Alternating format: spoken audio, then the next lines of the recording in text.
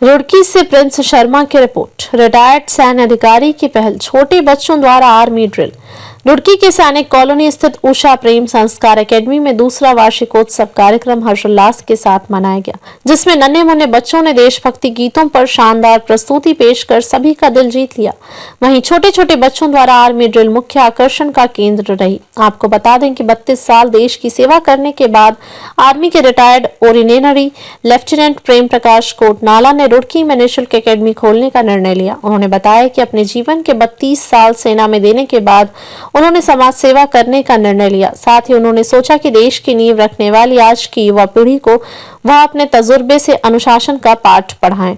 उन्होंने कहा कि 2 साल पहले उन्होंने एकेडमी की शुरुआत इस उद्देश्य से की थी कि वह नन्हे मुन्ने बच्चों को देश प्रेम, संस्कार व अनुशासन सिखा सकें। वह 3 साल से 10 साल तक के बच्चों को निःशुल्क ट्रेनिंग देने का काम करते हैं और उन्हें खुशी है कि सैकड़ों बच्चे लाभान्वित हो रहे हैं और संस्कार सीख रहे हैं। आज दूसरे स्थापना दिवस पर उन्हें खुशी है कि जो संस्कार बच्चों को स्कूल और घरों में नहीं मिल पाते हैं वह उन्हें यहां दिया जा रहा है। वहीं कार्यक्रम में पहुंचे वरिष्ठ भाजपा नेता सौरभ गुप्ता ने कहा कि प्रेम प्रकाश कोटनाला जी के इस अनोखे प्रयास की वह प्रशंसा करते हैं, जो देश के आने वाले भविष्य को बिना किसी स्वार्थ के तैयार करने का काम कर रहे हैं। यह प्रयास पूरे उत्तराखंड में पहला प्रयास है जो कोटनाला जी ने किया है, जो कि बहुत सराहनीय है। मैंने 32 साल आर्मी में सर्विस की है और अभी 14 साल मेरे को जो है सोशल वर्क में हो गए हैं। कॉलोनी का वर्क भी करता हूँ, एकेडमी का वर्क भी करता हूँ। अब मैं इसी में जो है अपने आप को शांत जो है अपना जो है शांति प्रिय रह करके मैं सोशल वर्क करना चाहता हूँ और जो इससे जो है मेरे को शांति मिलती है। ये एकेडमी खोलने का उद्देश्य इसकी जो नींव जो है हमारी स्वर्गीय धर्मपत्नी ने रखी थी और उन्हीं के पद चिन्हों पर हम चल के इसको हम और भी अच्छा करना चाहते हैं।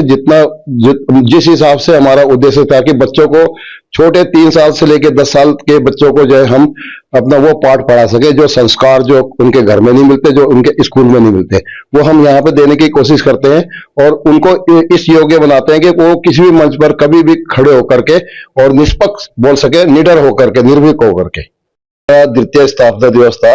ये एकेडमी हमारी 6-7 साल से रन कर रही थी, लेकिन जो पिछले साल ही हमने जो 23 दिसंबर को जो है इसका जो है पूर्ण कायाकल्प करके और जो है इसको एकेडमी का रूप दिया गया और श्रीमती नीतू हरीश शर्मा द्वारा जो इसका उद्घाटन किया था। कल जो उद्घाटन में जो हमारे मुख्य अतिथि थे वो लेफ्टिनेंट कर्नल मिथिलेश कुमार उपाध्याय जी थे और उनके साथ में जो है SM सुधार मेजर तेज बहादुर यादव जी थे, जिन्होंने जो है अपना यहाँ पे एकेडमी में आके हमारी एकेडमी का मान बढ़ाया और बच्चों को प्रोत्साहित किया।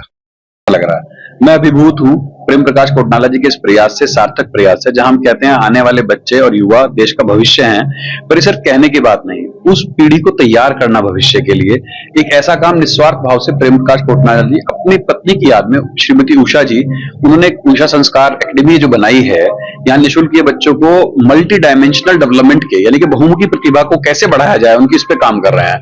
चाहे बच्चों की जीके हो, चाहे बच्चों को सिविल डिसिप्लिन हो, चाहे बच्चों को आर्मी की बेसिक ट्रेनिंग हो, ऐसे बहुत सारे कार्यक्रम मैं बाहर देख रहा हूं जो हम सिर्फ कल्पना करते हैं कि बच्चों को किया जाना चाहिए, परंतु उस कदम में किसी ने प्रयास नहीं किया।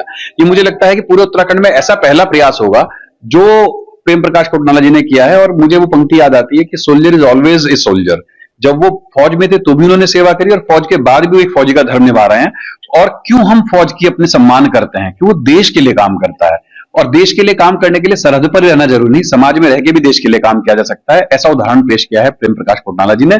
मैं उन्हें अभिनंदन करता हूं, साधुवाद देता हूं और ईश्वर से प्रार्थना करता हूं कि वो उन्हें शतायु करे, स्वस्थ रखे, ताकि इस काम में लोग उनके साथ जुड़ के समाज को अगली दिशा में ले जा सके।